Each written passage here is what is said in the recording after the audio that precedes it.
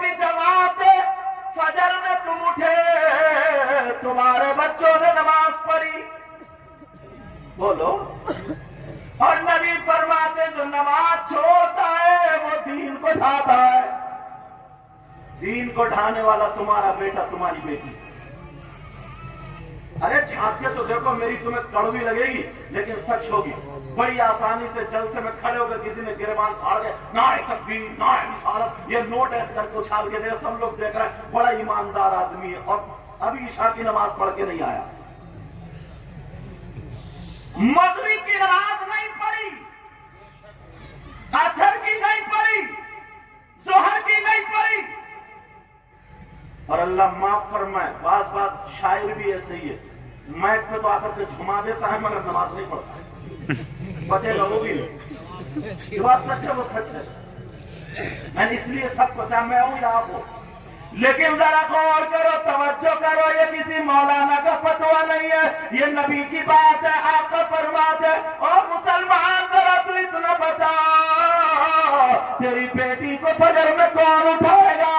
تیرے بیٹے کو کون اٹھائے گا؟ کیا مولانا صاحب آئیں گے، امام صاحب آئیں گے، مفتی صاحب آئیں گے، پردھان جی آئیں گے؟ کوئی نہیں، یہ ذمہ داری ماں باپ کی ہے۔ کس کی ذمہ داری ہے یہ؟ نبھا رہے ہو؟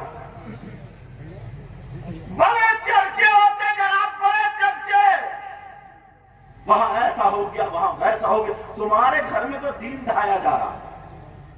ادھر دیکھو نا، کچھ دنوں پہلے گوشت بند ہو گیا تھا، سب میں چوراہوں پہ چرچے چل رہے تھے، اب کیا ہوگا؟ گوشت بند ہو گیا، اب کیا 8 دن تمہارے گھر میں نماز بند رہتی ہے تو کبھی چرچا نہیں ہوتا؟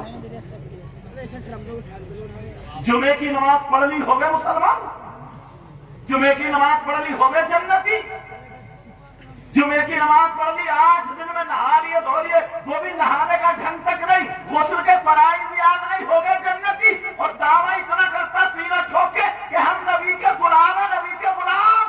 میں تو یہ کہتا ہوں، یہ منہ اور مسور کی دال، شرم آنی چاہیے ہمیں۔ آپ کو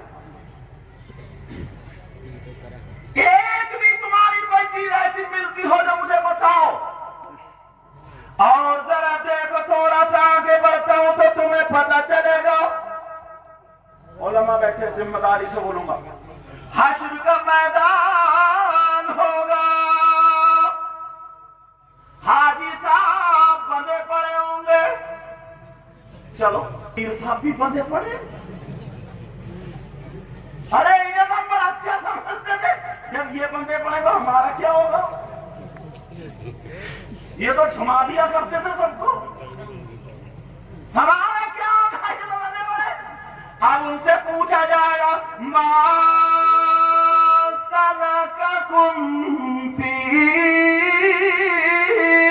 سقر، پوچھو ان سے قرآن کی آیت ہے کہ نہیں؟ مگر تمہیں فرصت ملے تبھی تو قرآن پڑھو، فرصت ملتی تو ریل بناتا اور دیکھتا کہ مرید تو کرا دیا کرتے تھے، کیا کرے؟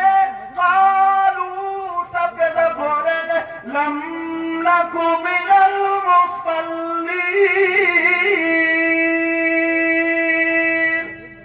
ارے مر گئے، کیا ہوا؟ بولے نماز نہیں پڑھتے تھے، اس لیے جا رہے ہیں۔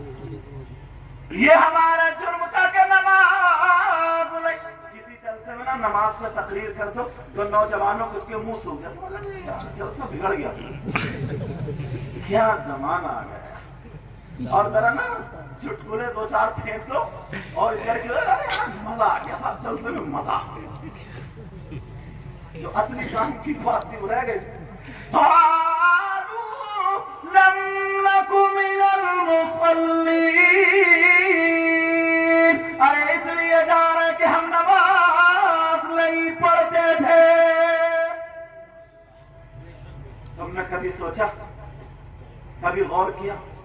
ایک دونوں میں نے قرآن کی آیتیں سنائی، ادھر حدیث سنائی، میں کسی مولانا کی نہیں سنا رہا ہوں، تم اختلاف کر سکتے ہو، یہ کہہ سکتے ہو میں ان کی نہیں مانتا، ان کی نہیں مانتا۔ اب کوئی مائی کلال یہ کہہ کے دکھائے کہ میں نبی کی نہیں مانتا اور اللہ کی نہیں مانتا، پسلی توڑ دی جائیں گی قبر میں، پسلی اتنا مارا جائے گا، پسلی توڑ دی جائیں گی۔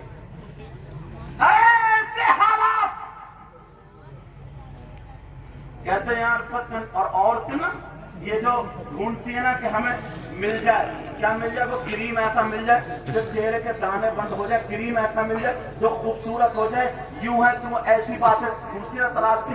معلوم ہے کیوں کچھ عورتوں کے چہرے بگڑتے اور آدمیوں کے چہرے بگڑتے ہیں؟ معلوم ہے کیوں؟ اس لیے ان پر اللہ کی لعنت پڑتی ہے۔ اب پڑھتی کیوں ہے وہ بھی قرآن سے حوالہ دوں گا انشاءاللہ، ساری باتیں تو قرآن یا حدیث سے۔ خالی نبی کے روزے کو دیکھنے والا، آقا کی قبر شریف پہ جانے والا، آقا فرماتے ہیں ایسا گناہوں سے پاک ہو جاتا ہے جیسے بھی ماں کے پیٹ سے پیدا ہوا۔ سبحان اللہ۔ تو اب مجھے بتائیں، اور یہ وہ ابو بکر صدیق ہے جن سے نبی نے کہہ دیا تھا ابو بکر تم جنتی ہو۔